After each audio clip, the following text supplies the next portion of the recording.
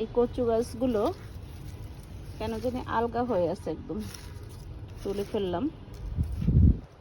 এগুলোর শাক রান্না করা যাবে, মানে অল্প অল্প ছোট ছোট কচু হয়েছে, এই যে কচু সহ রান্না করা যাবে।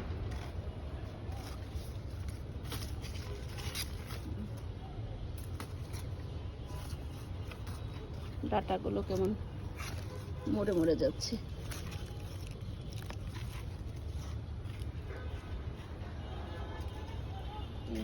বেশ কিছু কচু শাক হয়েছে, লাল কচুগুলা যদিও অনেক সুন্দর দেখতে, কিন্তু গলা ধরে। ওলটা কেরি পোক কত বড় বড় হয়েছে।